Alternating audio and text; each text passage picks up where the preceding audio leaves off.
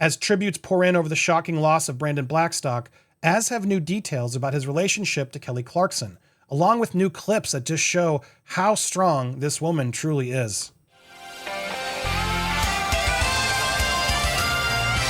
Welcome to Popcorn Planet. I am Andy Signore. I gotta say, I'm becoming more and more impressed by Kelly Clarkson as more pulls out about this story, so much that we didn't know. And this clip in particular that we're gonna play in a minute shows her breaking down kind of mid-concert in an emotional video days before ex-husband Brandon died. Now, this song that she sung piece by piece, I dug deep a little bit more about the history of the song, and it got me emotional. I'm just incredibly impressed with the way she's handling this for her kids.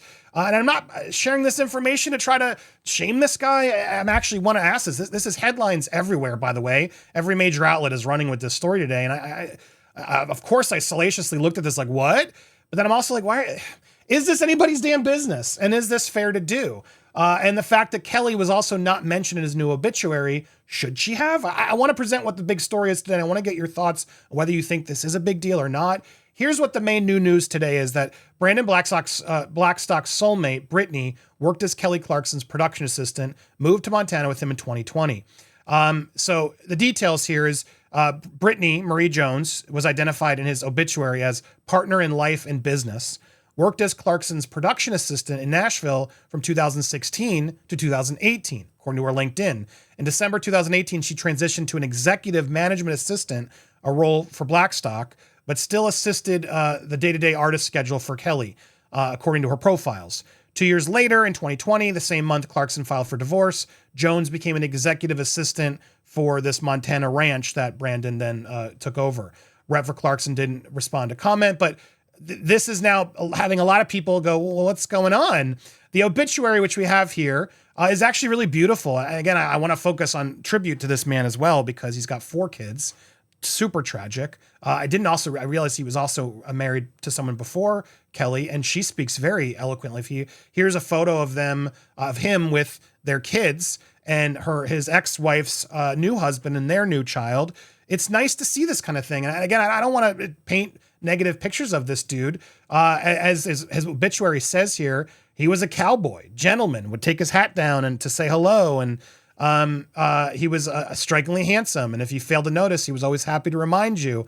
A lot of really nice things in here. He had no schedule for when it was time for a cold Coors Light, and his Wrangler jeans were no stranger to the can ring. He wore bulls in. He didn't take any bulls. There was no, like this guy, you read it, hunter, cowboy, and clearly a loved father, as a lot of this was read. But in it, they thank, all the kids, aunts and uncles, people-in-laws, grandparents. There's a long list of people, but Kelly wasn't mentioned. And that has some people rubbed the wrong way. Like, is that fair? Should your ex-wife be in these? That's kind of the question. In fact, I don't even think the first wife is. No, the first wife's not either. He has 2 ex-wives, both of which were in here. So I don't see this as much of a slight as so many reports are putting. They clearly had their issues. They were there for the kids, and they clearly weren't close after that, whatever his reasons were. If this was something he was doing during the relationship and that's why it broke, then that sucks. But the fact that Kelly's not out there using that as part of the story, the fact that she has instead kept this private and this is sort of found out in its own, it makes me appreciate her more, to be honest. Because again, I'm not here to shade this guy for falling in love with an assistant. It happens. And clearly they were in love.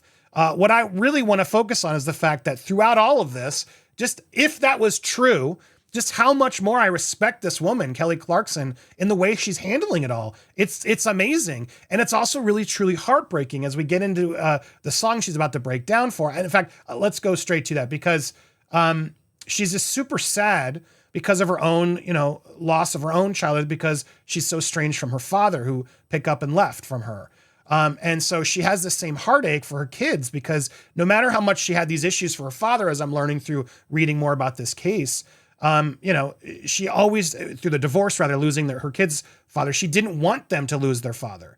Even though she fought and there was a contentious battle and she fought for custody, she wanted to make it very paramount that the kids had time with their dad, which is what all people should do during divorce. It's the most commendable thing you can do, is to look past what you want and remember these kids need to be there as well. And you got to support the other parent. And so she's just really sad, as you can imagine, dealing with the loss of the fact that she didn't have a good father close up, and now her kids are going to face that as well. And that's where all this came to a head.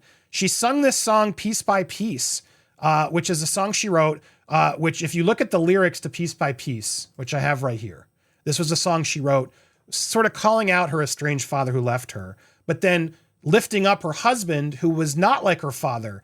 He never walks away. He never asks for money. He takes care of me. He loves me. Piece by piece, he restored my faith that a man can be kind and a father could stay. Like that is deep. And so when they separated, she turned that song into a post-divorce anthem, and she changed the lyrics to be a little bit more aggressive towards the father for leaving. And she turned it, into more of a self-love and triumph. And she changed some of those lyrics sort of there. Now, this is where things change. As she's out there telling this story, she told the audience that the old version was too angry. It was too angry. She realized now that she needed to change this. I hate TikTok. Is it embarrassing that I'm having a moral dilemma? Someone needs to walk me through. How do I actually open it there? Can I do it? I can't stand this. There we go. Thank you, TikTok. My gosh. Okay. Compartmentalization. Oh, this segue is pretty perfect. So, I love it too.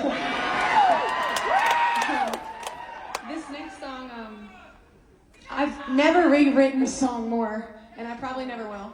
I wrote this song with a lot of hope, okay, and projection for happiness and better than what was happening, and then life set in. Her divorce happened. And I had to change the lyrics. Everybody was like, wait, why aren't you singing this song? And I was like, have you heard the lyrics? It's fun. The lyrics being that, you never leave, you're here, and you take care of me, you never ask for money. And he notoriously asked for a lot of support. Embarrassing. And then I ended up changing it and doing it one time, like 2 years ago, when we did a residency here. And then I was like, you know what? That sounded a little angry. So I just, I wanted to stand how it feels now. I'm 43, done some therapy, and I changed the lyrics now. And I feel like it's perfect now. I promise. I swear to God, I'm not gonna change it again. But this new lyric, it just represents kind of I don't know. I feel like we grow up, right? And this is like the more grown-up version of it. And my favorite lyric, and why is because it's so important to know this. Is I think we're taught whenever we're a kid. I'm really trying to pull it together. Keep in mind, this is days before Brandon passed. So she knows. Oh.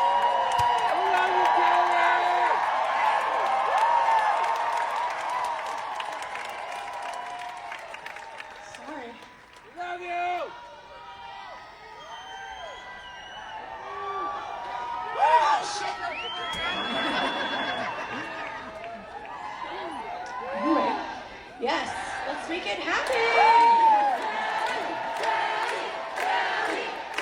Oh, I just can't even imagine what she's doing. And the crowd lifting her up at least, but can you imagine? Anyway.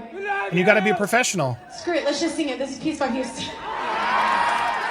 I can't play the song. I urge you to go find it. It's on TikTok. It's all over. And the lyrics that she changed them to removed him entirely. She didn't want to be angry at him. She came back around and just made it about herself and focused it back on her father and how she's never going to leave her children. I will never leave I will never leave you. And she strips it back to remove the anger. I'm like getting emotional, and she's now matured enough to know, like, no, I don't want this song to be the legacy of I hate their dad. I want this to be, focus on my dad and what it was, and my own bringing myself up throughout this, and that I will never leave my kids. I will never let them be abandoned. I will be there for you no matter what. And piece by piece. And I got to say, like, it got me emotional listening to that song again, now knowing the whole story of it. That to me is the better story of today. I don't care if he's in love with this person, it opens up to more why I feel strength for her if that's true. But the focus right now should be the tribute on him. He's the father of their kids. They are mourning their father. It is such a tragic loss. And through all this contention, everything else, to see her so strong, not being petty, not being angry, I just find it so inspirational. I think the world needs more of it, and I wanted to share with you all. So what do you think? Let me know. Should she have been the obituary? I don't think so. Hit that subscribe, hit the bell for all alerts, smash like, and then let me know in the comments. Do you feel like it's a slight? Would you put your ex-wife in the comments? Let me know in your obituaries. Let me know what you think. Thanks so much for watching. We got a lot more coming your way here on Popcorn Planet.